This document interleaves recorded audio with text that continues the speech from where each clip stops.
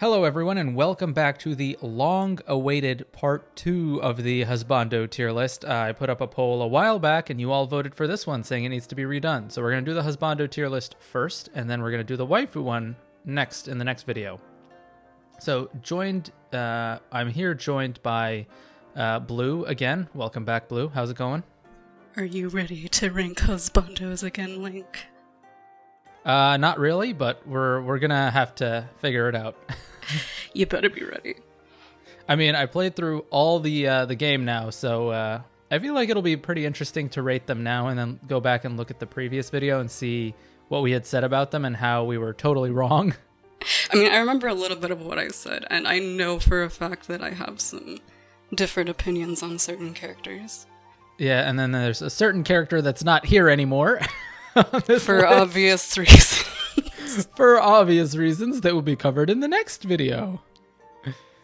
That was probably the biggest one when the game first came out. I messaged you and I was like, I think our Husbando tier list is wrong. Yeah, so I guess let's jump straight into it. Unfortunately, this tier list maker does not have the time skip / enlightened Byleth appearance, so we're just going to have to go with the normal one. Also, so I guess we want to tell everybody about the new tier that we added. Oh, yes. We had a little bit of trouble, I think, last time placing people in tiers because we felt like there's like one missing.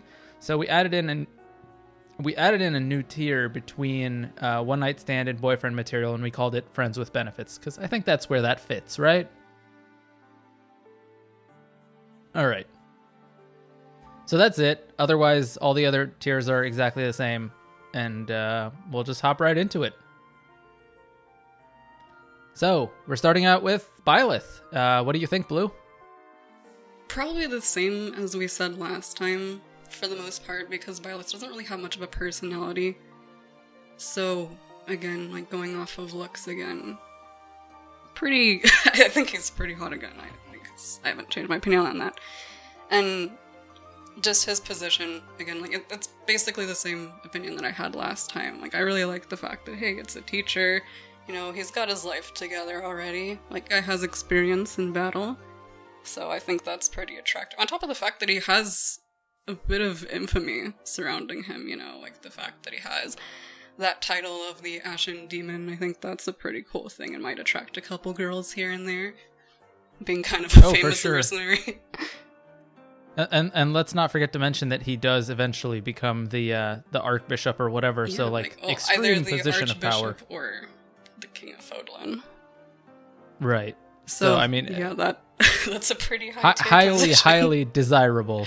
Very highly desirable kind of guy. I mean, again, like there's not much personality to go off of, though. I guess it is kind of interesting that they did try to give a reason as to why they act the way they do, why they don't have much of a personality. I think it was nice that they at least attempted to do something that explains it, so I give them props for that.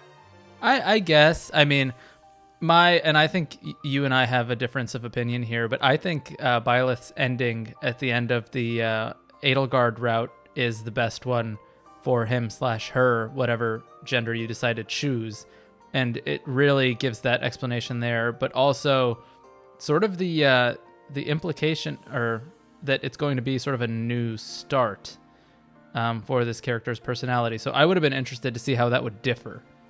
Well, at the same time, like, Byleth does still grow as a character in all other routes. The only difference is that they're, I guess, properly human now. Because their heart starts beating. Yeah, exactly. That's kind of what I was getting at a little bit.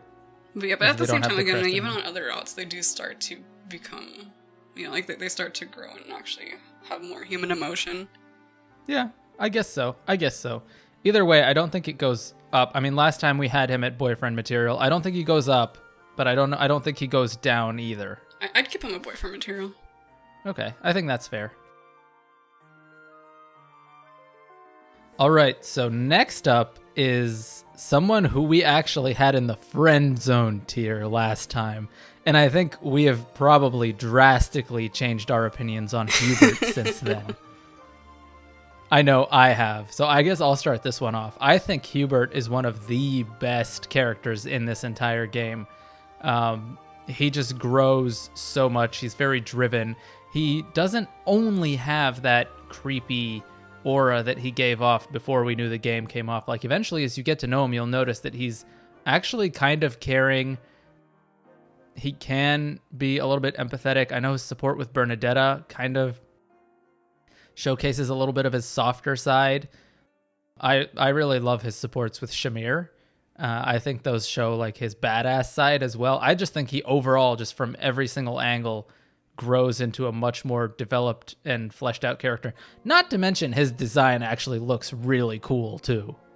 So I think like how you were saying, like that intimidating appearance that he has, I think that one thing that I actually really like about it is that he's not really evil per se, but he does kind of like, or he's aware that he looks the way he does and tries to kind of take advantage of it to mess with people, which I think is pretty funny. So, I mean, I don't know, like, I like characters like that in general. Like, I guess you can kind of semi-put him under that token evil teammate as quote-unquote trope. And I tend to like those types of characters, but I think my biggest problem with Hubert as a husband is just how devoted he is to Edelgard's needs over anything else. And yes, he does, you know, like, make time for his wives and all of his other endings, and helps people grow, especially Bernadetta, which, shockingly enough, he's able to help her, like, come out of her shell in their ending. But I think just overall, like, he's just gonna end up putting Edelgard above anyone who he ends up with in general. Yeah, I mean, that's the nature with Hubert being attached to Edelgard at the hip, is that's what you're going to get, unfortunately, but I think he deserves way better than being in the friend zone tier. Definitely.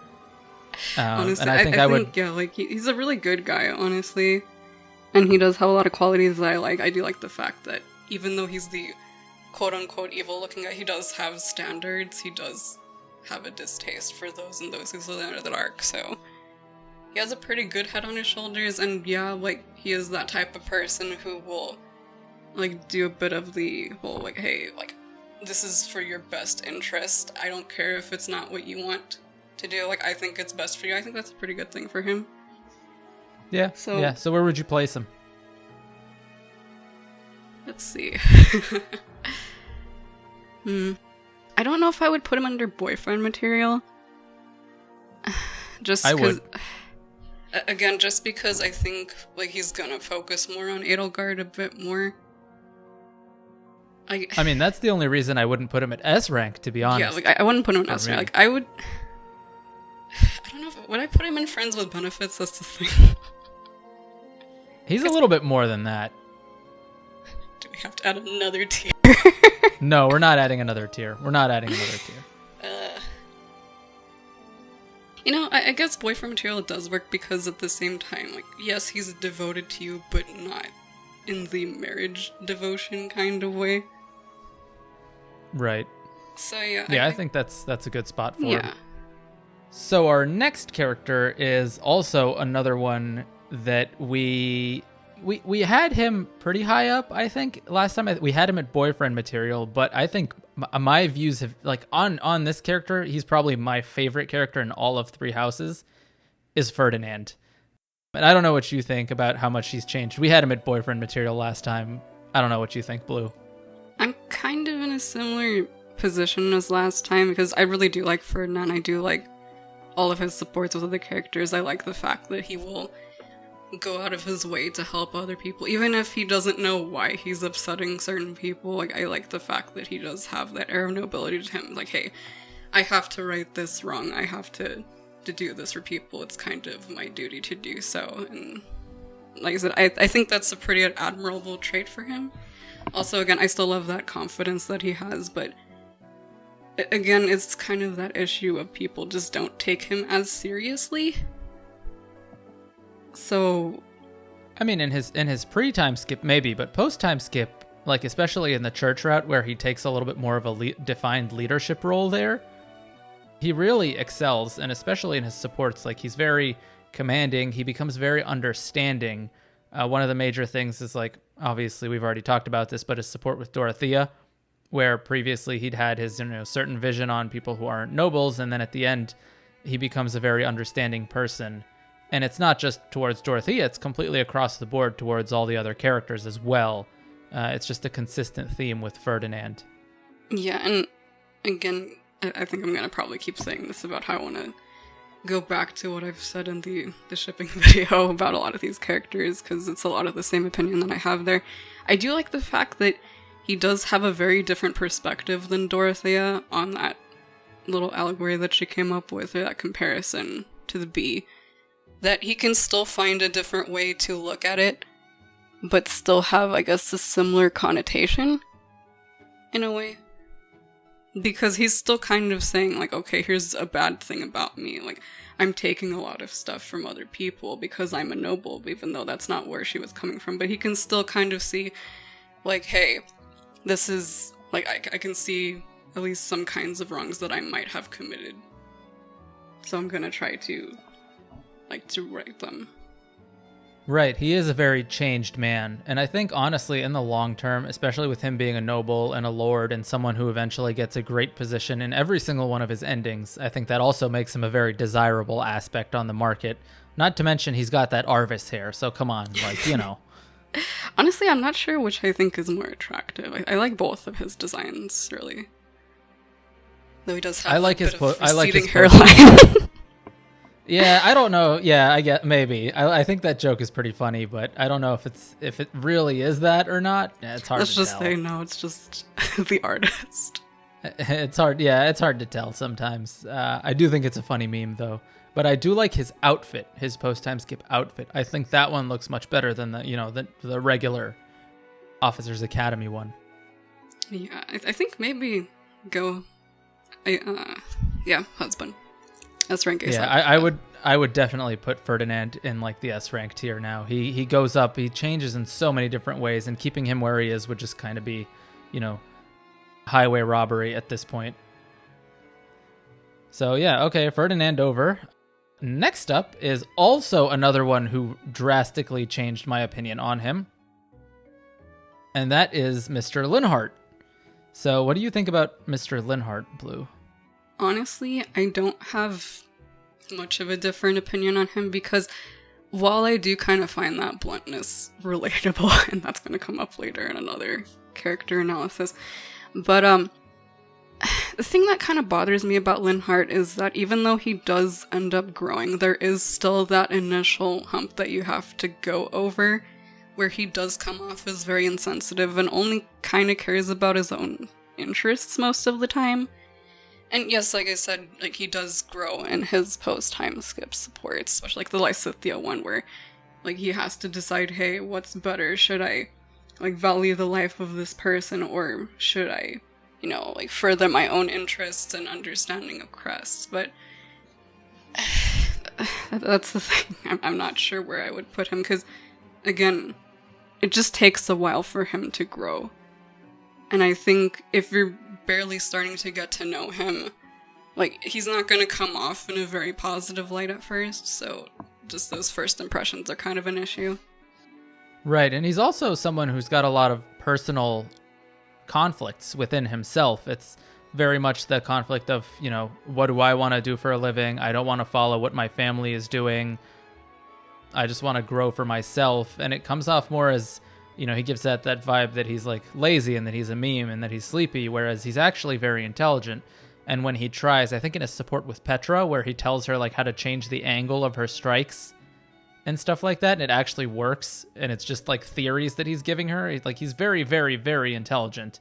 And I think I got his ending with Petra in my first run, and it shows that he goes over there to Brigid and he changes the entire country, like it becomes successful or whatever, because of the leadership of Petra, but also backed by the genius of Linhart in the background. So he's definitely got some utility there, the brains behind the operations in the post-time skip.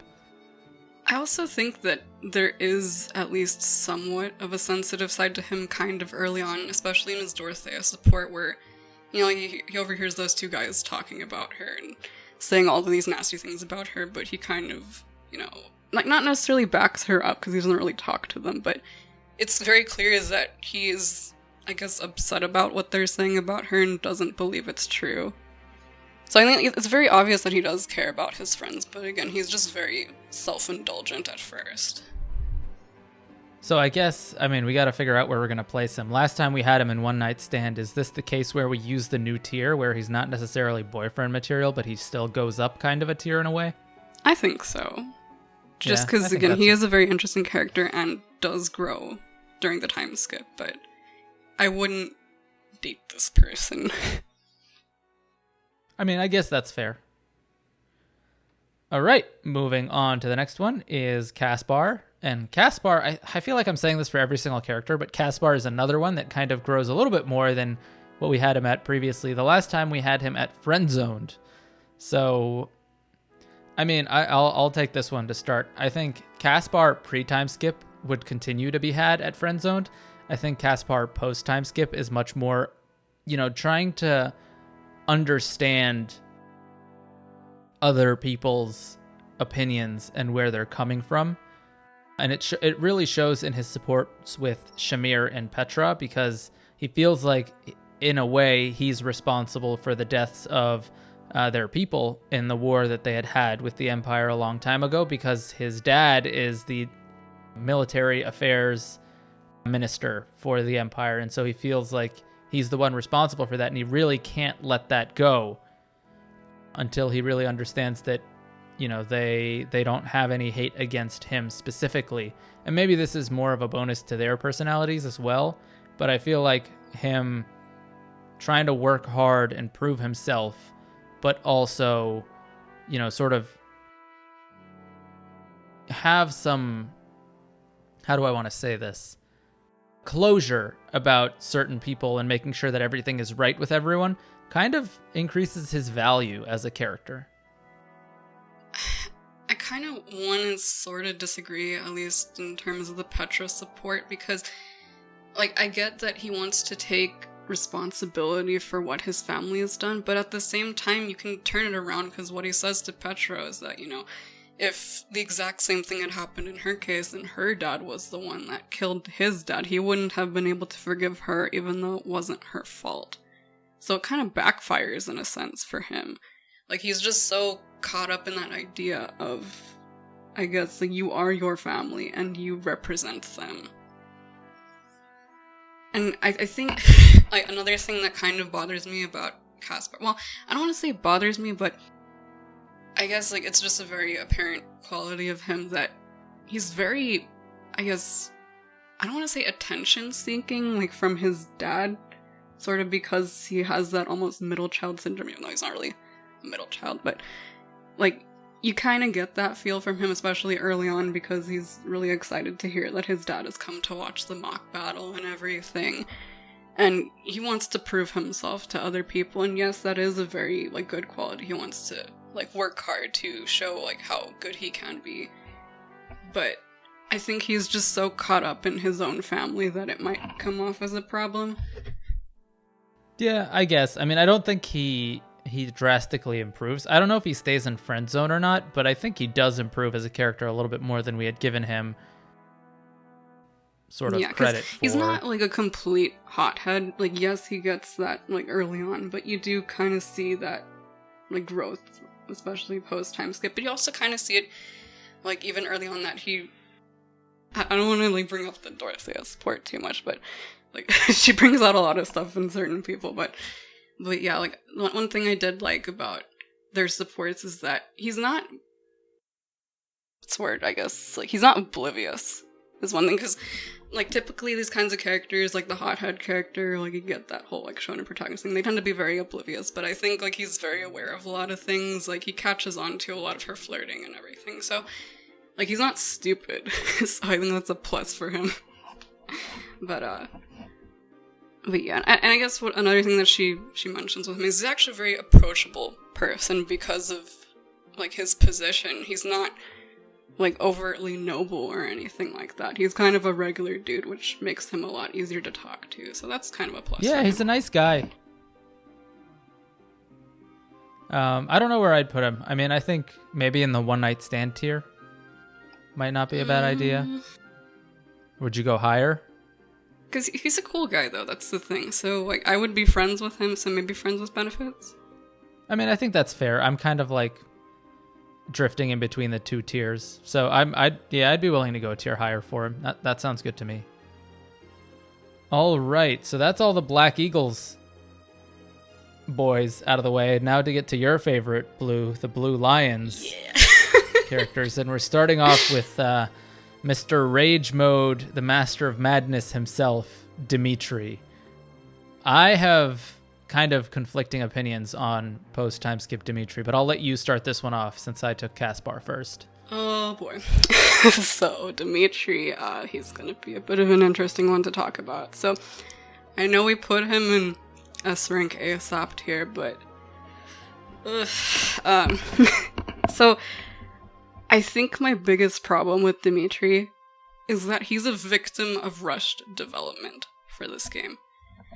And I feel as though he could have been so much better if there had been more time put into the routes. And I don't want to say it's bad, like, because a lot of people blame the writing for this, and I don't think that's the issue, because especially early on into Blue Lion's route, like, there is very good pacing with Dimitri's development. You do see very early on that growth, like, or at least that, like, the growth of that dark side to him, and like it's a very subtle change over time, and then once you hit it, like, it's a big punch, like once you get to chapter 11. But once you get to the time skip and you get to chapter 17, it just seems like such a rush, like to the point where he goes back to being normal, or quote unquote normal.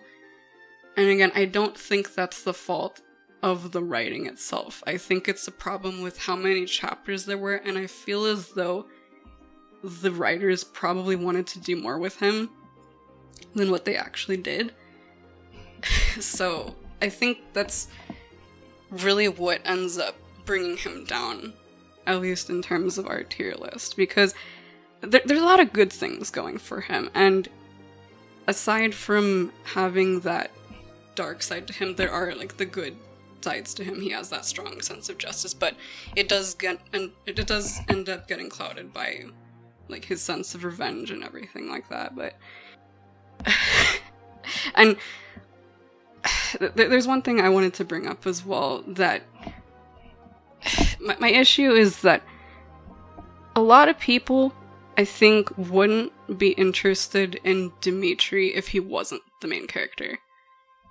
And I say this because looking at a lot of the trends from the other games in the series that have S support options, you have all these characters who are Lord characters who tend to be a lot more popular when it comes to romance options, like, for instance, say, Crom, Lucina, and Azura. And I've noticed that, you know, like, Dimitri isn't particularly like those characters, so I think that maybe if he wasn't in the position that he was, he wouldn't be as popular, because there is no real, I guess, I don't want to say connection, but, like, there isn't really a, I guess, a correlation between personalities there. So that's why I'm kind of wondering, like, if he had been a side character, would people have cared as much? And would people have been so, like, adamant about us supporting him? Because if you take him out of that role, he's basically your typical Lancer character, like, we're the second guy, like, or the rival type of character, where he goes off and does his own thing and tries to, like, you know, go on his revenge quest and whatnot. So, and I know those characters tend to be pretty popular, but would he have been S-rank material for those people is the question. Yeah, I don't know. I mean, I agree with most of what you said. I do think that his ascent to madness was well done. His madness itself was well done, but his change from madness to normal was just like that last third or quarter of the game just snapped way too quickly, and it robbed him of that transition period between the two states of being absolutely psychotic and then being a normal person. Like, you know, or not, maybe normal person isn't the right word for it, but coming back to a certain level of sanity and sort of more rational thinking, that doesn't happen overnight. It's very unrealistic. And so it just kind of, once I got there, I was vibing with Dimitri until that point, and then I kind of disconnected there. I was like, really? It took the death of one person. You know, there's a ton of people who have died. This is Fire Emblem. By the time you hit that chapter, you could have lost some of your, you know, what if Felix had died? What if, you know, all those other people had died? Everyone else who was by it, only Rodrigue changes you? Like, really? That's the only person who will trigger you? If we killed off every other single person in the Blue Lions, that wouldn't have changed you. So that's why I feel like, you know, sort of the significance put there. And maybe it's tied into more than that. Maybe it's, you know, clashing with Claude again and also bumping into Edelgard and the multitude of factors there to tie into that. But I still think it should have been a much more gradual transition to that. And again, I'm still going to say this, that I don't think it's the fault of the writing. I think they knew what they wanted to do. It's just the rush development that caused this. They could have done it over the next few chapters. Like, they didn't have to add any chapters. Yeah, because Dedue comes back in the chapter after that, and so that could have been another step in his development. Is like, no, when he Dedue lost comes back before, actually. Does he? Yeah, he does. He comes back before chapter 17. I thought it was 18. The Bridge of Myrddin? No. Was Myrddin before? No, it's before. Oh, I mean, okay. I mean, regardless, Dedue could have been one of those steps. Like, they show him saying, oh, Dedue, like, whatever. But that's it. It's really only one scene. Instead of, like, really giving him some more grounding emotionally. It's really mostly centered around Rodrigue. Again, I don't think there's enough chapters for this to happen. And even if they had started the gradual change starting in chapter 17... I think it should have taken longer, and I think there should have been more chapters, because I think we still needed those chapters where Dimitri goes back and reclaims the throne, essentially, and has all those people cheering for him. I think there needed to be a couple more chapters between then and chapter 17. I agree. I definitely agree with that one, too. I mean, we could sit here and talk about this all day, but I think in the interest of time, we should probably try and rank him. So, I mean, I think he falls from S rank for me personally, but I don't know how far he falls. And so I guess this is one where we need to sort of collaborate to come to a decision here. So if I'm looking at this, I guess from a bit more of a realistic standpoint, would you really want to date a guy this unhinged at one point? See, that depends. Was I dating him before? Right? Yeah. So, like, we have to look at the trajectory, and it's like there's the before, which is half the game, and then there's the after, which is a quarter of the game. So he's really only unhinged for, like, 25%. Sure, there's 5 years in between, but, like, you know what I mean. Mm-hmm. And I guess we could just attribute that to what he had to go through. Like, yes, there were seeds that were planted very early on, but at the same time, like, what caused him to snap was that 5-year time skip. And what he had to go through, almost getting executed. So it's very difficult, because I don't know if I would want to necessarily be in a relationship with this person. But at the same time, I still want to be there for him. So would you say maybe boyfriend material? I'm kind of between that and friends with benefits, but I think friends with benefits is a bit, I guess, disingenuous to how I feel about Dimitri as a character. Right. So maybe then he does stay in the boyfriend material sort of area, just as, yeah, I think that's a fair assessment of him. Moving on after that lengthy discussion on Dimitri is Dedue, his right-hand man. So last time we had Dedue in friend zoned, and to be honest, I don't know if he changes. I'm just going to be straight up, like, most of his supports, not all of them, but most of them are just kind of cooking and teaching and sort of mentoring and watching over and being the big bro kind of guy. I do very much appreciate his loyalty. I think it's very admirable, and he goes to all lengths just to serve Dimitri and help him get his revenge. But I think that's pretty much it. What do you think? I think, like, the qualities that you just said right there, like, for the most part, outside of the ties to Dimitri, are kind of what push him up a little bit more. Just because I value a lot of practical qualities, such as cooking and being a general mentor to other people, so I really like that kind of quality of somebody. But at the same time, like, this comes up in his Felix support, that very strong blind obedience to Dimitri. The fact that he's willing to kill other people, regardless of who they are, just for Dimitri. If he had asked him, like, of it, that's kind of scary, honestly. And yeah, I mean, I remember Felix calls him a dog, I think, in their C support. Calls him a rabid cur. yeah, there's a lot of hatred there. But there are a couple endings where he does resign as Dimitri's vassal, like the Violet, the Flame, Mercedes ones. They're the exceptions, though, but most of them he still is in the service of Dimitri, so I think most of the time he's really gonna put a lot of his focus on protecting Dimitri over anything else. So what do we think? Are we gonna... I honestly, I think I would keep him in friend zoned. I don't know if I would go much higher than that. What do you think? The thing is that he does have some really good qualities to him, but again, it's probably just that blind obedience that kind of turns me off a bit, so... Yeah, like, I'd still be friends with him, but... Yeah. So, I think that's a good fit for him. Okay, I guess he's not changing. Oh boy. All right. So the next one. Felix. Last time we had Felix in boyfriend material. Blue, I think your feelings on Felix have drastically changed because you weren't a very big fan last time, and I was kind of the one who pushed him up. Yes. But, yeah. I'm going to let you go here, and you're not going to go on a 15-minute rant. We're keeping this one short. I'll probably just link the ship's video. Like, that's my opinion. If you guys want to see the Blue and really, Annette, the Felix and Annette analysis, it'll be in a card. I'll put it up at the top of the screen. But yeah, so I know I gave Felix a really hard time last time. I said some things about him, about how I thought he was going to be a very stereotypical kudere type of character, like very cold and just very unpleasant, but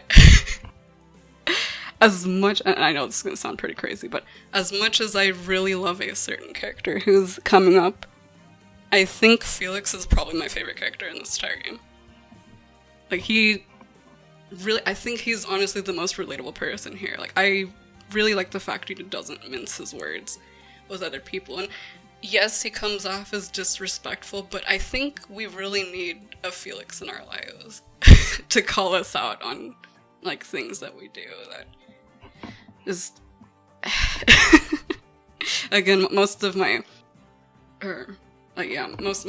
points on him are in the shipping video, but I love the fact that he is like that we have a person who's, I guess want to say, more grounded in reality than a lot of the other characters. He's a bit more, like, understanding of the situation going on. And I think Felix's biggest problem is that he's really a victim of his own love for his friends. Like, it's very clear that he cares about them a lot, but the way that he goes about trying to, I guess, show that love for them ends up coming off in a very hostile way, because that's kind of the only way that he knows how to keep them from harming themselves. And I think it's a very admirable thing for him, like, to want to protect his friends, but at the same time you kind of get that negative quality from him as well. But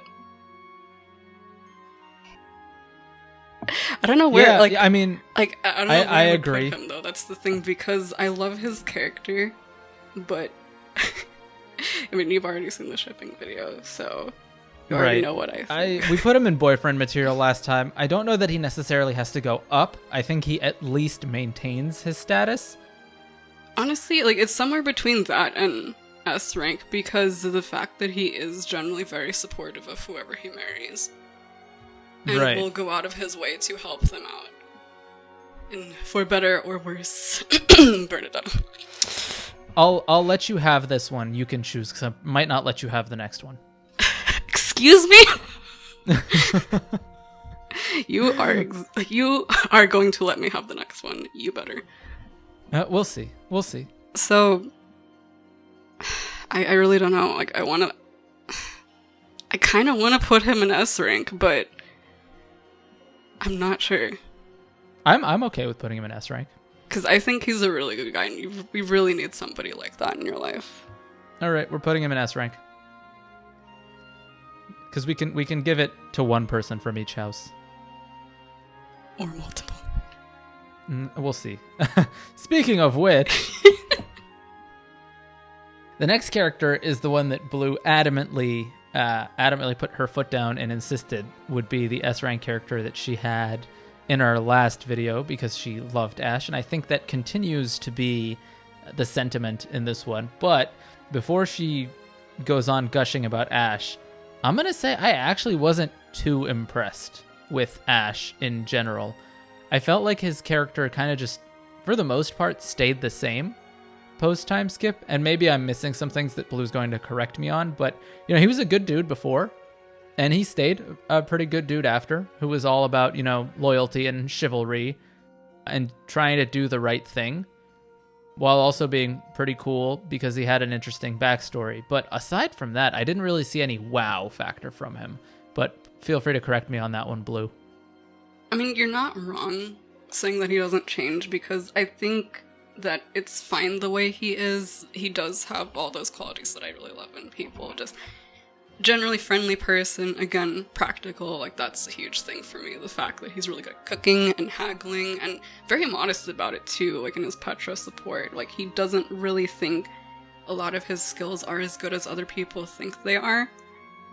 And he also has a very strong work ethic, which I admire as well. And he also loves kids. That's another plus for me. And I know that you're going to disagree with me like you always do on this, but I think his S support is probably one of the best ones in the entire game.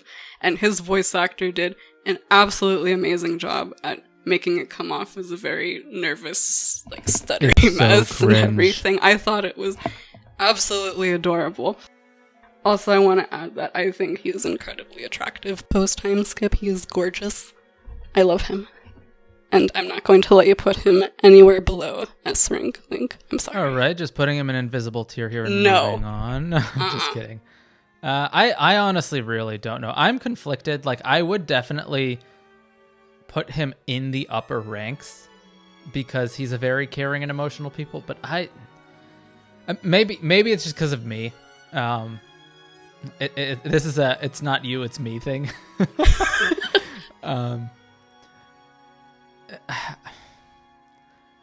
I'll let you have this. You better, because if you didn't, I wouldn't let a certain somebody be an S rank once we get to the waifu tier list. Yeah. Fine. This is my veto round. Okay. All right. You can have this one. All right, so the last one of our Blue Lions boys that we have here is Mr. Sylvain. So the last time we had Sylvain in the one night stand tier because he was just kind of in his description coming off as a complete womanizer and skirt chaser. And we thought that was kind of on the shallow end of things, but he was still kind of relatively physically attractive. So we didn't put him in the friend zone tier. But I think that also all these characters have changed for the most part. So, yeah, Sylvain, what do you think, Blue?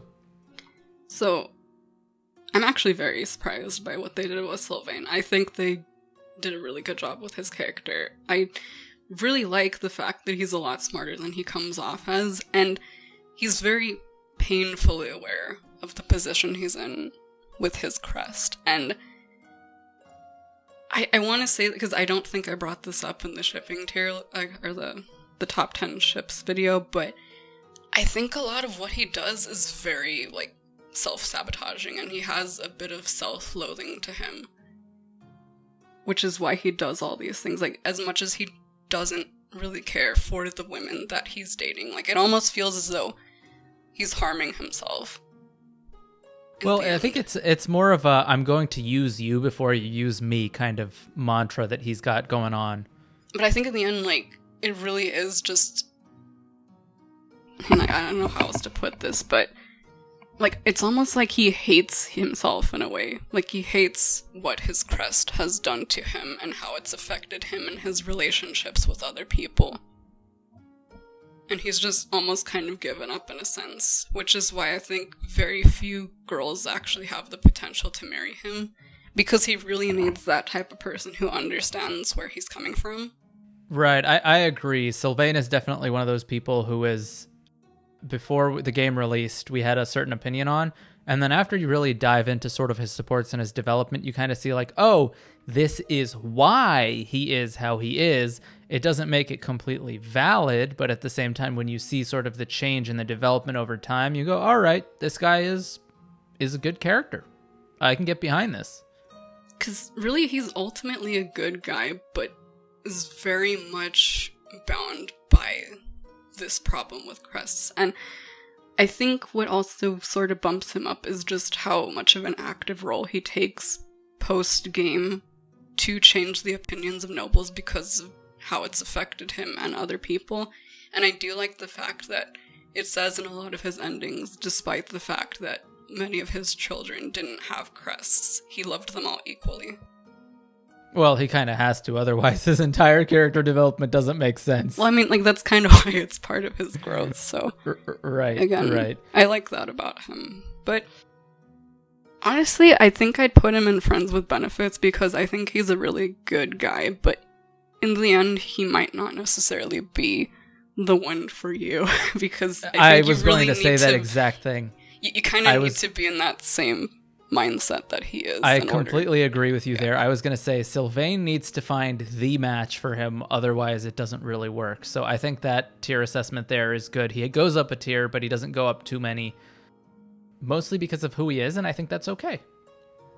All right, moving on to Golden Deer. We are going to start off with the head of the snake himself, Mr. Claude. So Claude is a character that I vetoed and I put up in S rank ASAP last time, even though you weren't too fond of his design. Pre-time skip is where I put him. In the post-time skip version of him, we actually rated him and we put him in boyfriend material.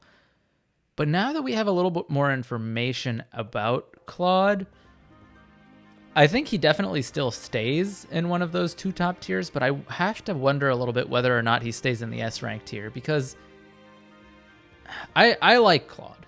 I really do. But the one main thing that I'm going to talk about is basically his S rank with Byleth. He literally leaves you for a few years and then he comes back. Like, how are you just going to marry someone who's like, yeah, you know what? I'm just going to go and fix my kingdom over there and I'll be back to you when I've sorted all my stuff out. Like, really? Really? You going to do that? I mean, in some of his paired endings, though, like, he really does end up going out of his way to help other people, like in the Lysithea one, where he does leave her, but it's for her benefit. So I don't know if that necessarily changes that, but... Okay, so outside of that, my opinion of Claude is... Honestly, I don't know what to really do with him, because I think he does have some good qualities now that the game's come out. Like, I think he's really funny, but at the same time, I think a lot of his traits are more informed than they are actually present in his character. Like, for instance, the whole scheming thing. I never really found a lot of what he does or says to be scheming, if anything. Like, he comes up with ideas, maybe, but it doesn't really have that, I guess, negative connotation that scheming has. Like, I kind of expected him to be a bit more morally ambiguous than he actually was, and I'm kind of disappointed that he's not really, but...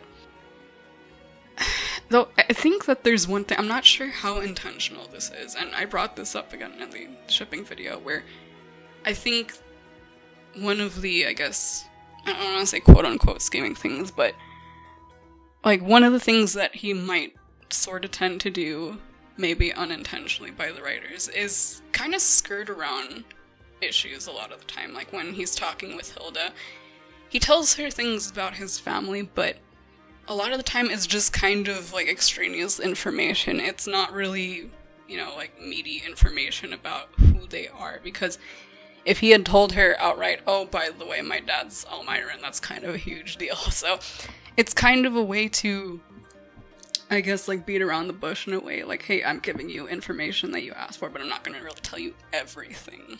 So, I guess maybe that's the closest thing to quote-unquote scheming. In a way, it's not really scheming, but I guess, like, keeping, well, in this case, keeping information from people, and, like, it's probably the smart thing to do in his case, because, you know, like, that would kind of probably cause a lot of controversy being related to an Almiron, but... And again, like that, I'm gonna bring this up, like the same thing that happened, or like what I said in the original video, that I really don't like that whole cheesy anime protagonist friendship power thing that they do at the very end of Verdant Wind.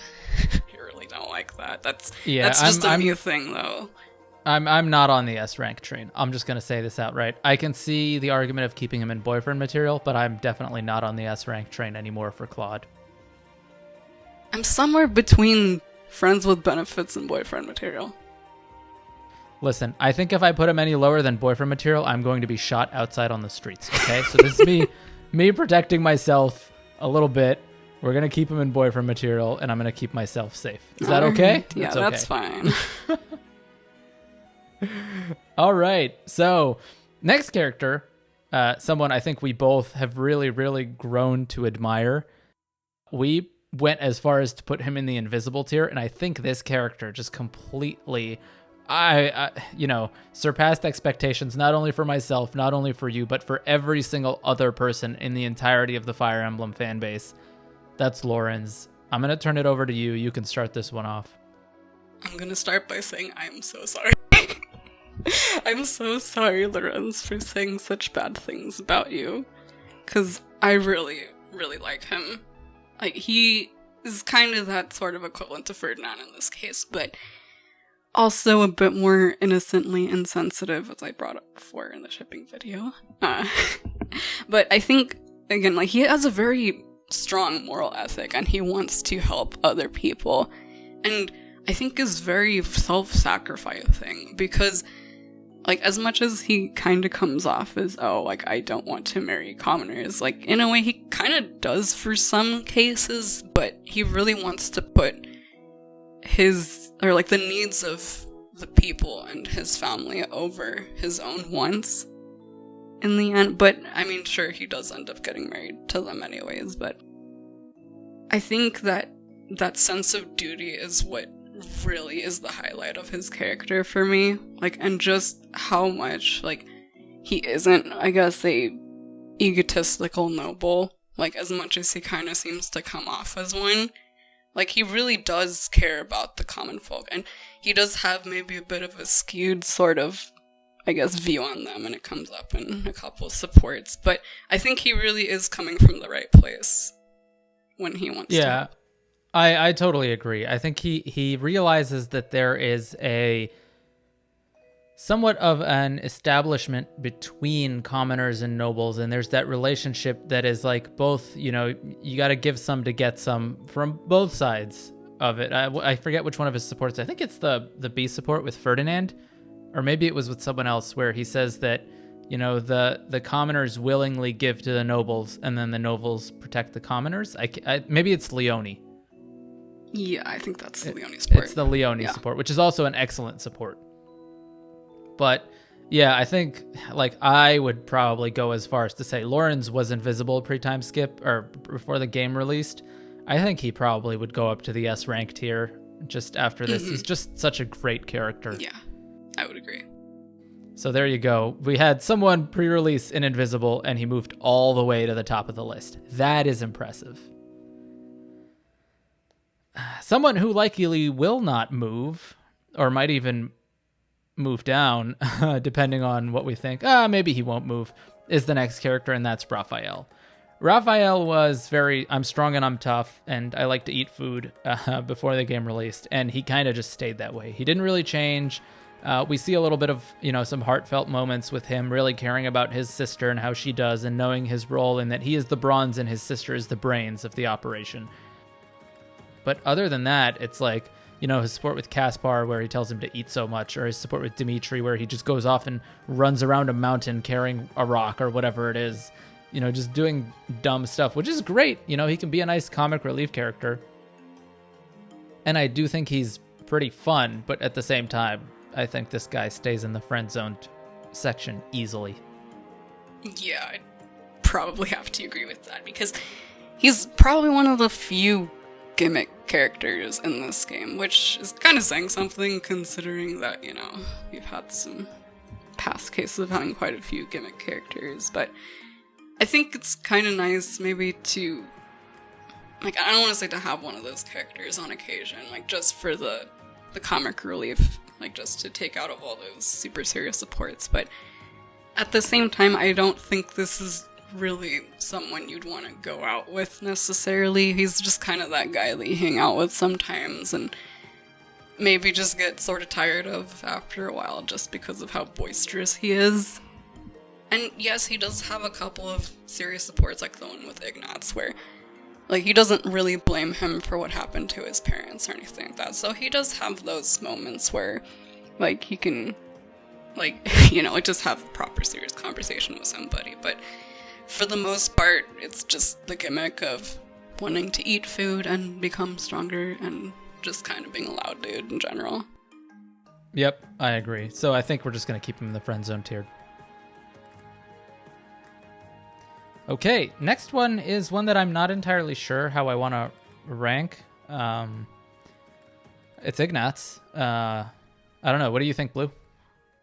I don't really know either, because I still don't really care much for Ignatz as a character, because sure, he's trying to put the needs of his family before everything else, or the wants of his family before everything else, and he's a generally polite guy, but I think he's just not driven enough to do what he wants to do, and I'm kind of disappointed that he doesn't have an ace support with Lorenz, because I think that probably would have been the best scenario for him, because Lorenz is offering him this really, this perfect position for him. He's he's telling him, hey, you can be a knight in my service, but you can also be, the personal artist, or, the curator, or whatever. I'm go for it, It's why don't they have an ace support? You're getting, the best of both worlds here. You're making your family happy, and you're gonna be happy too, because you get to do what you love in the end. So, I just think he doesn't have a lot of agency, or that push to do what he wants to do, and he doesn't really take a lot of opportunities that are there presented for him. He feels like the nice guy who would probably get walked all over, and get friend-zoned. So that's where I would want to put him, I think. Yeah. Because he doesn't really develop too much. He also kind of stays the same post-time skip as well. Yeah, I think I'll go friend-zone. All right. We're keeping him there. So that's all the students done with. Now it's time for us to move on to the Church of Saros and Knights of Saros members. So starting us off is someone who you actually liked quite a bit last time, but we kind of kept him in a middling tier, and that is Sedith. So knowing what we know now, I think Sedith is an excellent character. I did not see it coming that he was a dragon. Maybe it was a little bit obvious and I was a little bit oblivious, but not only is he a dragon, he is also the saint from one of the children of Saros from way, way back. So he's an old dude who looks rather young, who also happens to have a very good character. He has one of the few supports with Bernadetta that I think are actually pretty good and make her look pretty good. And just his supports overall in general are pretty good. He's a foundation and a very strong rock in your army that helps lead you in 3 out of 4 of the routes. And he is very caring for not his sister, his daughter, Flayn. He's kind of like this overboating parent instead of the scary older brother. So I don't know if we necessarily keep him in One Night Stand. I think he probably should go higher than that, but I don't know how high he should go. I just want to start off by saying, you guys thought I was crazy for putting him so high. And look who's laughing now. Everyone loves him.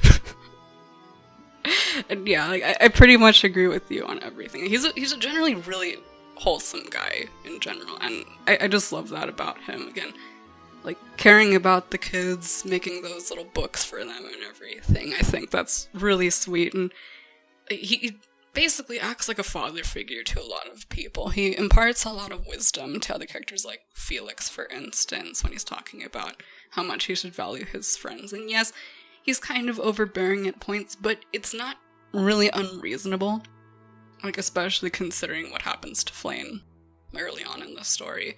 I think he does have some grounds for having fears, like they're not unfounded or anything like that. And he has pretty reasonable skepticism for Byleth early on too. I think it's a pretty smart thing for him to not want to trust them that early on, despite what Rhea says.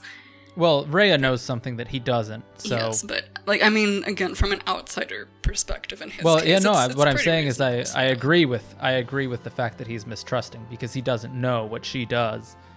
And one thing I actually really liked is just how open-minded he is about people's views on Crest, like when he's talking to Ingrid, because she confides in him about the issue with her Crest, but at the same time, he's very understanding when people say, I'm not too happy about this Crest system. He's, again, just that very open-minded kind of person. This is kind of one of those people you want to be serving in the church. So I think, again, I really love his character a lot. I put him pretty high, honestly. I mean, I'm kind of mixed between putting him in friends with benefits and boyfriend material. No, I wouldn't even put him that low. No? You'd keep him at boyfriend material? Either boyfriend or escort. Nah, I wouldn't go as high as S rank, but I'll meet you halfway and we'll go boyfriend. So I guess I can agree that maybe the biggest problem with putting him in S rank is that he's going to outlive you. Regardless. Right. Yeah. So I guess we'll keep him in boyfriend material. I think that makes sense. It is. All right. Speaking of father figures, our next character is the father of Crestology. And I don't know how I feel about Hanuman. I think he has some very, very good aspects overall. And I think a lot of his character development really shines through once you develop his supports. I haven't seen all of Hanuman's supports yet, but I do know that he sometimes tends to pull away from, the crests are the most important things, or that actually his studies around crests are to change the crest system. In general, sort of learning how to remove them, learning how to, give people crests, all that kind of stuff is he's actually studying the crests not to serve himself, but to serve the people. So, yeah, I really don't know. I'm kind of mixed here on Hanuman, to be honest. I think last time we put him in invisible tier. I think he's not invisible anymore. I think Hanuman is definitely a little bit more of an understanding character than we gave him credit for initially. So, I kind of see him as this weird sort of mix of Linhart and Seteth in a way, because he has that drive to understand what the crests are, like Linhart, and he wants to, do all of these things in order to, understand, despite it might being harmful to other people in some cases, and it does sometimes come off as insensitive, especially with Lysithea, though, of course, he grows out of that and changes his opinion on what to do for her.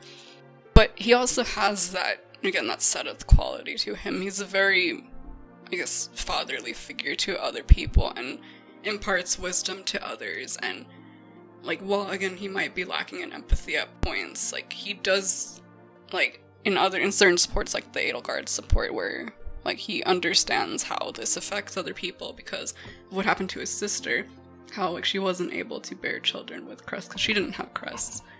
So, I think it's a very noble cause that he's going for. And I think it's probably, I know that a lot of people are going to disagree with this and saying that Edelgard was correct in starting a war over this. I think that maybe if she had given people like Hanuman some time, things could have gone a lot more peacefully. Yeah, I agree. Although I still don't see him being too far up on our relationship tier list here. I think maybe he jumps up a couple and he moves into the one-night stand tier. Would you have a one-night stand with Hanuman? I mean, hey, listen, him and Dorothea ended up having an ending in one of my stories, and they had 4 kids. So apparently some people are willing to do so. You know what? I'll give you that. Also, the tier is empty, so we kind of got to start filling it out. So next up on our tier list is Gilbert. We did not actually have Gilbert on our tier list from before, so he's one of the newer ones. And I honestly don't really know where I stand on Gilbert. Pre-time skip, he's not really there very often. And post time skip, he kind of just changes into that mentor / army leader for Dimitri. I do like what Gilbert says. He does have a very, very logical mind in general in the way he thinks. One of the major things that stood out to me that Gilbert says is when Claude, this is only in Blue Lions, but when Claude hands over all of the Leicester Alliance to join with the Blue Lions and he leaves, and sort of they unite under one kingdom, and someone says, well, they were part of the kingdom in the first place, and Gilbert goes, yeah, and the kingdom was part of the empire in the first place too. And I thought that was like, whoa, Gilbert, man, you gotta chill out here. Like, you're kind of counteracting the entire point of the story. But at the same time, he thinks about it very logically. So I kind of appreciated that. But further than that, I don't know if he goes much deeper. Again, this is someone who I haven't really fleshed out most supports with. I think that's kind of an important thing when talking about Gilbert, to at least see some of his support conversations, because I think that his biggest problem is just how he treats his own family. Because he goes on this, quest, to go better himself, quote unquote, in a sense. But in the end, he ends up harming other people more than he does helping himself.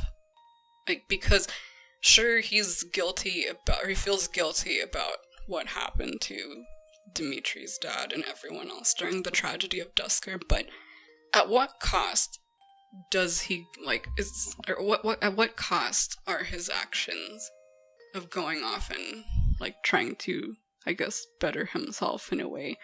He's harming his own daughter and his wife by leaving them, and, I mean, sure, it does, make, Annette do what she does and come to the Officers' Academy to meet him, but the fact that he is just so cold with them in general, I think is a big problem with him. The fact that he's just a victim of that guilt, and it just negatively affects everyone around him. I mean, I guess you could say that his logical nature is his downfall in some way, where he overthinks things instead of, sort of thinking about it from a more emotional standpoint and trying to think about others. He's mostly very self-centered about himself and his shortcomings. But he's also married, so he probably goes in the invisible tier. Yeah, I would think so too. Again, I think that's just the biggest issue there. Something like this, even though it is a pretty big thing that happened, just the fact that he just kind of closes himself off to his family is a huge turnoff. Yeah, I agree. Speaking of married men, the next one on our list is Alois, or Alois, I don't know how you say it, but yeah, I'm not a huge fan. I mean, I think some of his supports are very corny. His support with Dimitri, where they're just laughing at dad jokes, or his support with Mercedes, where, she's telling him spooky stories and he's just scared. He's just kind of a goofball, honestly. And I was never able to really take him seriously. Or when he's talking with Byleth, I think about him and Geralt getting drunk and how Geralt's never aged. He just strikes me as a character with not much substance. And I think we put him in friend zoned last time, and I don't think he changes from there.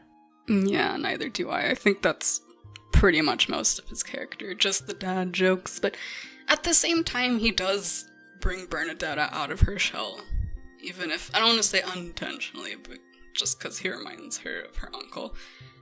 But I guess, maybe just the easy, approachable nature, is kind of a benefit for him, but he's just kind of generally uninteresting as a character. He's just, again, the dad jokes, being a loud guy. That's kind of it. Yeah, so friend zoned it is. Okay, here is a character who has caught a lot of heat from all those Lady Rhea comments that he squeezes in between every other sentence. Mr. Cyril. So, Cyril, I want to go out on a limb here and say Cyril is not a terrible character. He's not a fantastic character by any means, but he does have a few good supports that do bring out the best in him. I think his support with Lysithea is pretty good. His support with Hilda is pretty good. His support with Claude is pretty good. In general, he does have some good ones, but overall, he is very much the hardworking child of the monastery who is the janitor, basically, and is absolutely 100% devoted to who I think is probably the infatuation of his life, Lady Rhea. I wouldn't rank him up too high. I forget where we put him last time. Let me take a look. We put him in... I don't think he was on the list, was he? He wasn't on the list.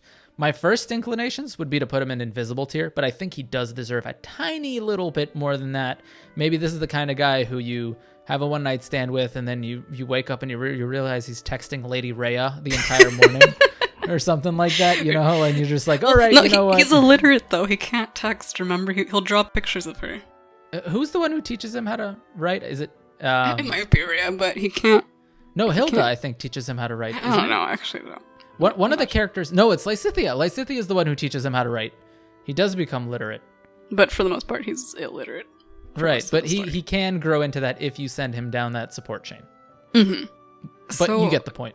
Yeah, but I think I also have a bit of a different sort of opinion than most people do on Cyril, because I don't think he's really as bad as people make him out to be. Yes, he does have that obsession with Rhea, but I don't think it's, like, unfounded. I think it's a very understandable obsession just because of what she took him out of. He could have probably been in a worse off situation, so he effectively kind of owes her his life. Like, he's in a very similar situation to somebody like Dudu. Like, because, you know, like, you effectively owe your life to somebody who, like, you could have easily died in the situation you were in, since he didn't have a family or anything like that. And, again, like, the thing that pushes him up probably a little bit more than what people normally would, I guess, say about him is just that really strong work ethic he has, which I think is a pretty good quality. The fact that, you know, like, even though he is a bit of a workaholic, like he's still, like, very driven to do it. So, like, he's not a lazy guy or anything like that. Mm-hmm. So, also, would you agree his support is really cursed, by the way. Oh, I haven't taken a look at that it's one. It's so bad. Don't watch it. It's really cursed. But outside of that, like, he's still a pretty alright guy. All right, I guess we can friend zone. I would go one night stand. Maybe one night stand. I would go he's one night alright stand. looking, I guess, right? Yeah, I would go one night stand with him. Okay, I guess now it's time for Dad. Geralt. Where did we put him last time? We put him in boyfriend material. Wow. I'm sorry to say he dies. So yeah, I don't know. I think Geralt actually probably goes down into the friends with benefits tier. This is a good one for him because, well, one, he dies. Two, he has very limited character development, and he doesn't really grow too much while he's there. Like, he's the holder of a lot of different pieces about you, but other than being really Byleth's diary, essentially, he doesn't really have much going on there aside from being okay looking, being a teacher, and being the strongest knight ever. Yeah, pretty much the same opinion as last time. Like, I don't really have much to say about him other than, you know, like, he has some good qualities to him. Like, he was a pretty alright guy for the most part for as long as we knew him. Yeah, again, I just mostly agree with what you say. Alright. Friends with benefits it is then. Or maybe even one night stand. I don't know. I don't think he goes down that much. He's a cool guy. You know, you'd have drinks with him. No, that's the Death Knight. I'd have tea with the Death Knight. Was that what we said last time? Yes. Right. We'll get to that in a little bit. But next up is Rodrigue. So Rodrigue is Felix's dad. I guess we're hitting all the dads now. Felix's dad. And I think we just have him on here for the sake of completion. I don't know if I have too much to say about Rodrigue. He's a pivotal character in the all of a sudden change in Dimitri. I think we talked about it a little bit before. I mean, he looks all right.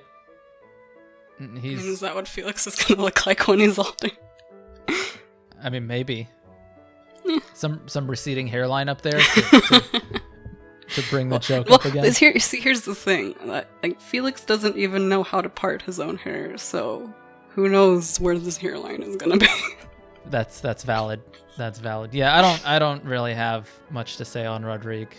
I think, like, a lot of the criticisms that Felix has for him are actually pretty valid for the most part. He's a bit harsh toward his dad, and I think there is some value in what Rodrigue says about like trying to care for like what the dead would have thought. But at the same time, again, Felix's beliefs are pretty valid too. He died like a true knight. Yeah, I think that's probably the biggest problem there, that he says something like that. Just the fact that it's very just not empathetic to his own son. The fact that he was proud of his son for dying.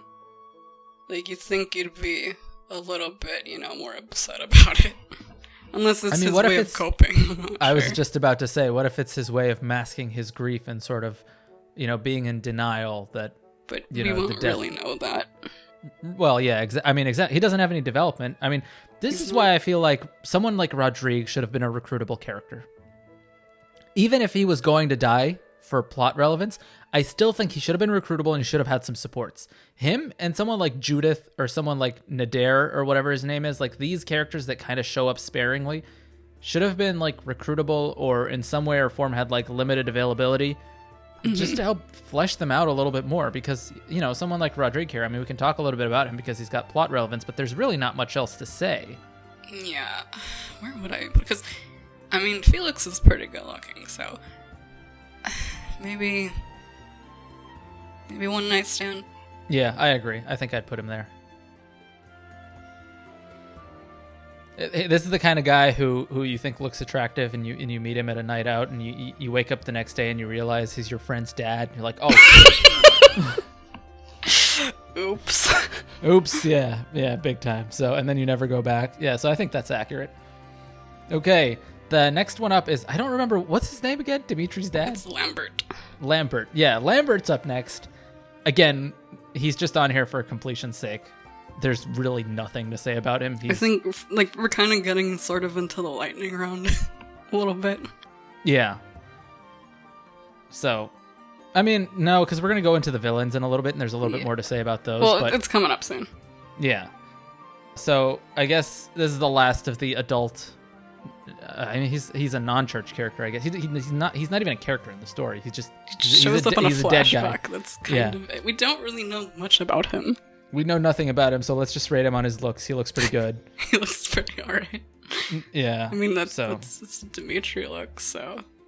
One night stand again. Alright, we'll just put him in one night stand, because we know nothing about him. Okay, so the next ones, we're going to start doing them together, are those who slither in the dark. So we've got two. We're going to start off with Solon/Tomas. So I did not see this coming at all, that they would be identical to characters that we had in the church. And one of the jokes I like to say is like, oh, those who slither in the dark is kind of like Slytherin house from Harry Potter. You know how there's like three? We've got, the red, blue, and the yellow for Blue Lions, Black Eagles, and Golden Deer. Well, where's the greenhouse for Slytherin that represents, and it's those who slither in the dark because they're actually there. So, anyways, tangent aside, Tomas is a terribly, terribly explained character. I think one of the things that I don't want to say they don't really touch too much on and don't really confirm is whether or not the original Tomas was somebody completely different or not, because the implication is that it was the case, that Tomas was some guy and then those who slither in the dark killed him and then replaced him. That's kind of what I'm getting, especially once we get into other characters like Monica and Cornelia later on, once we get to waifus. I think that's just kind of like what it is for them. We don't really know anything about them because it wasn't really them. It's people who took on their appearance. Right, exactly. And I think with Tomas, it was the fact that he worked at the monastery for 8 years and then he left. And then he came back, or was it that he worked there for a longer time? No, he worked there for a really long time, left, and then came back. Right. So at that point, probably is when he got killed and got replaced by Solon.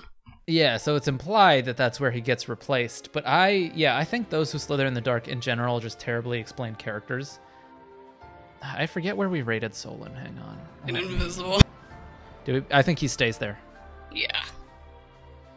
And that's that. So I'm just going to drag them both into Invisible tier here. Moving on to the next one swiftly is Lord Arundel / Tallis, I think is how you pronounce the name. And this one is an interesting one because last time I think we put him in one night stand tier, and we didn't know what Arundel, or we didn't even know who Arundel was or what he looked like. And I'm kind of inclined to probably keep him there, to be honest. I think Arundel's like an incredibly, he seems very intelligent. He seems pretty charismatic for the most part. He knows what he's doing in both of his roles, and very, very well respected / feared, as we see by like the way Edelgard treats him. Like, she doesn't even get rid of him before the end of her story. He stays there. I mean, that's a plot deficiency in and of itself, and we can get into that, but yeah, I think he stays in one night stand tier for me, at least. He also knows how to use the nukes. Yeah, so he's a smart guy. I guess. Yeah, I don't know if I have too much more to say about him, necessarily. Yeah, there's not really much to say about him. Other those than, he leads those who slither in the dark. I mean, that's a pretty cool position. So, like, he's pretty tech savvy, I would assume. Again, the fact that he can use nukes. He knows the Wi-Fi password. Yeah. Okay. All right. Yeah, well, knows the Wi-Fi password. So yes, let's put on one night stand. Yep. All right. Moving on to the next one. This is someone who we're going to get a little bit more information on with Wave 3 of DLC, because Yaritza, for those who don't know, is going to become a playable character. And it looks like he's going to have supports added and all that kind of stuff. So we're going to know a little bit more about him then. He is the brother of Mercedes. We know that much from the paralogue and the endings and the stuff in Blue Lions. He's also the Dark Knight. Death Knight. The Death Knight. Death Knight. I keep getting it mixed up. So he's also the Death Knight. Again, we didn't really learn too much more about him aside from he's the brother of Mercedes, and I would assume, like, we know the whole backstory that her mom married into a house so that she could bear a crest baby, to use her and Sylvain's support words. And I guess he was the byproduct, and it seems like, do we know exactly what he is? Was he another experiment from those who slither in the dark? Is that what he is? No, it was just that family basically changed him because of just how, I guess, adamant they were about having children with crests. Like, that's all they cared about. And so he became bitter over the years. Mm-hmm. He does seem slightly not human. I'm pretty sure he's not in any way associated with them. Okay. Or at least, he didn't have any experimentation put on it. At least that's not what I saw. That's fair. Funny enough, in our previous tier list video, we didn't know that they were the same person, and yet we had them both ranked in the one night stand tier. So, I mean, maybe we're prophets and we knew about this coming, but I think with the little information that we know a little bit more about him, I don't know. I think he might deserve to go into our friends with benefits tier, and this is definitely going to change once we know his supports. Like, he's definitely going to humanize, he becomes a playable character, he's going to improve, so I guess maybe I'm, like, preemptively striking here, but I might probably put him in the friends with benefits tier? I kind of want to add a little bit, because we do sort of know a little bit about him from what other people say about him.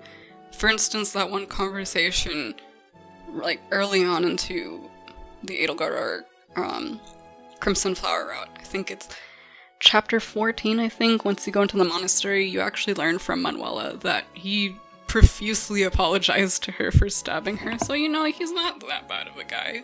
Right, that's true. It was a nothing personal kind of thing. And again, he feels bad for doing it. So nothing personnel, I think he's probably a pretty alright dude.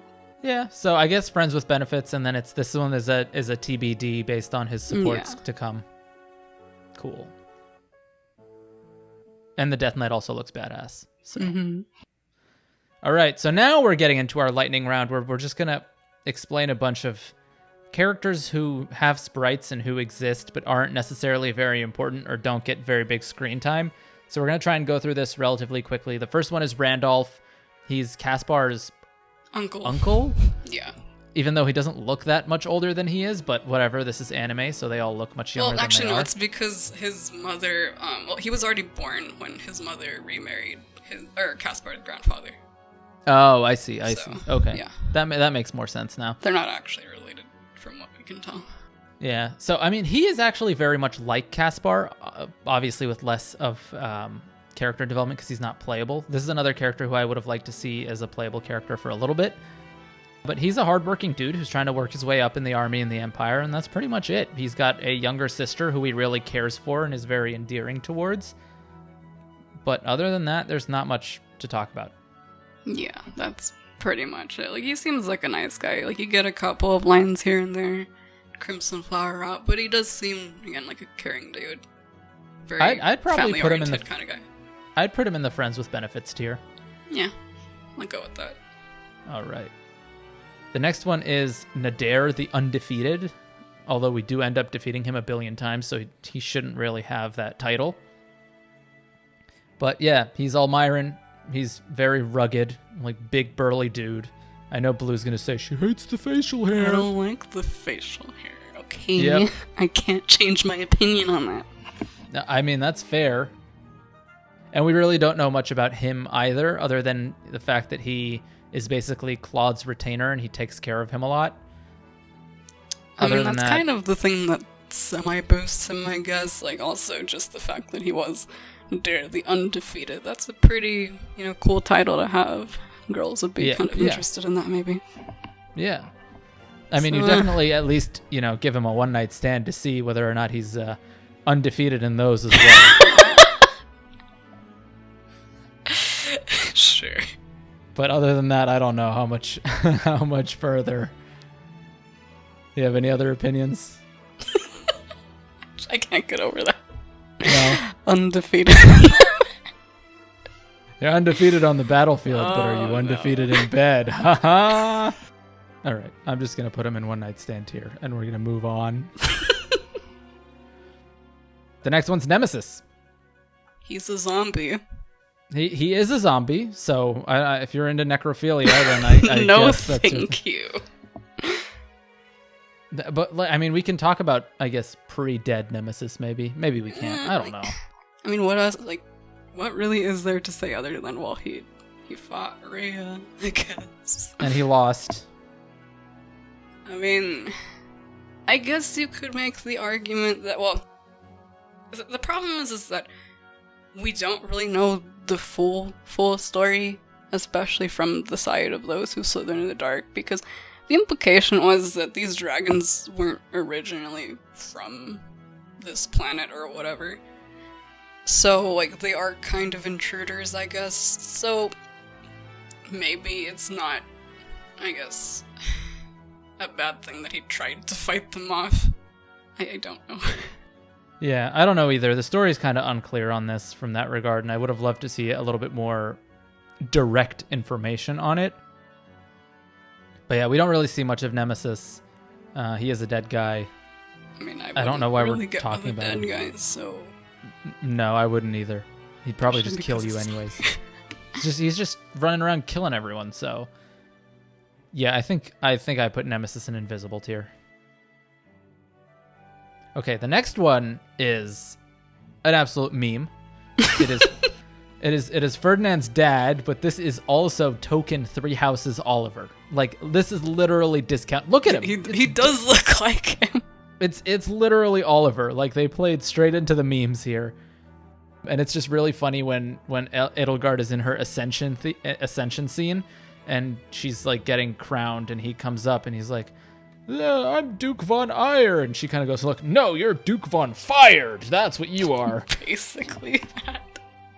Yeah, so he's just there for the memes. I think it's pretty funny. No, I guess what Ferdinand says about him, he's a pretty awful guy. Yeah, yeah. We don't know anything else other than what Ferdinand tells us, so I guess we'll just go invisible. Yeah, let's go invisible with him.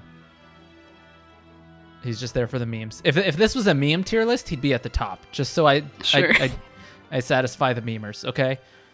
So the next one is Duke Ionius, or Emperor Ionius the Ninth. I think that's his name, is Edelgard's dad. He doesn't honestly strike me as a bad dude. He just has no power whatsoever, and he's kind of not that relevant in the story. Like, there was the Insurrection of the Seven where they rebelled against him and stripped him of most of his power. And he just kind of just chills out and does nothing. He's a sick old dude. A bit of a tangent, he's voice acted by the same guy that plays Xemnas from Kingdom Hearts, so that's kind of a plus. Yeah, and I'm sure in his heyday he wasn't a terrible looking dude. I mean, he just kind of like looks gaunt and old. He's just like a sickly guy. Like he's about to die soon, probably. Yeah, I mean, I feel bad for him. I'd put him in the friend zone tier. Just Yeah, because I feel bad for him. Mm-hmm. All right, next up is Sylvain's brother, Miklin. And he has a pretty significant story role that plays, despite his very low screen time. He's basically the point where people come to a realization that misuse of the crests and sacred weapons can turn you into a beast. That's kind of it. Like, also the fact that what Sylvain says about him is pretty bad, honestly. Like, the fact that he did all these terrible things to him when they were younger, almost like he was trying to kill him on multiple occasions because of how jealous he was of his position. Yeah, he also, I guess, shows how much the crests can have a big differentiation in general, so I do think he's very important. I kind of feel bad for him. Like, who knows what he would have been like if he hadn't have had to go through that, and if his family wasn't just so adamant about having kids with crests. Right, exactly. He could have turned out to be a totally different dude, so... But I mean, for what we got... You know, at the same time, I don't know, would you have a one-night stand with the bad boy? I don't find him particularly attractive, though. I'm sure some people would. For my taste. I mean, I definitely wouldn't put him in the friend zone character in the friend zone category, but he's not invisible. You know what? So. I think he probably plays into certain people's tastes, so I guess we can go one night stand. Yeah, that's what I think. All right, the next one is literally a nobody. It's Metaday. He's just a figure in Edelgard's army, and he just dies. That's all. Yeah, that's basically it. He's just that's it. There's nothing else to say. He's kind of good looking, though. I think he's kind of cute. Yeah, I'd put him in the same tier as Randolph. Friends with benefits kind of thing. I mean, if you were friends with him at some point. Right. Yeah, you know what? I'll go with that. Cool. Next one is Lord Lanato. Ashe's foster dad, and again, we don't really know much about... Well, we know a little bit more about him than we did previously. Previously, we put him in Invisible, and I'm kind of inclined to say he stays there despite the little extra knowledge that we learned about his son being framed for the rebellion against Rhea previously and executed, and then him rebelling again against the church, because they don't really elaborate too much on that, right? Why he rebelled again against the church? Well... The implication was, again, his support with Ashe's support with Catherine, that the reason why he went again, like, to go and fight Rhea is because he wanted revenge for his son. Yeah, so not a great motive. I think it would have been better if the reason he went was because he had been manipulated by Arundel. I think that would have been a more interesting one. The thing is that I don't want to put him in Invisible because I think he does have some good qualities. I would say Friendzone just because of all the good things that Ashe says about him, and just how nice of a guy he is. Like, the fact that he took in just some random kid off the street to become his son. I mean... You know what? That's a pretty good guy. That's fair. I'll give you that. Okay, we're getting down to the wire here, the very last few characters that we basically don't know much about. There's the brigand boss who just dies. And then I'm just gonna lump all of these characters together because I think they're all gonna go into the same tier. Yeah, like, I would say Invisible. Like, Gwendol doesn't really do anything. I mean, like, well, the thing is that Gwendol like seemed like he could have been an alright dude, just because like he very much valued knighthood and wanted to die as a knight. Like, he didn't really have hard feelings against the main cast. I mean, yeah, I guess that's true. It wasn't personal, but we don't know anything about him. Mm-hmm. The thing is that I kind of want to put him above somebody like Acheron, who's just kind of a wuss. Okay, so we'll put Gwendol in Friendzoned with Lanato. Acheron's just a piece of shit. Like, I put him in Invisible. Yeah. I don't even know the name of the dude after him here. I think it's not Palermo. I don't remember. It starts with a P. He's going in Invisible anyways. That one guy in Chapter 13. He's going in Invisible anyways. And I don't know about Costas. Invisible. Invisible as well. Yeah. There. All right. So there we go. That's a wrap. That was our lightning round where we did 4 characters in one, because there's nothing to say about them really.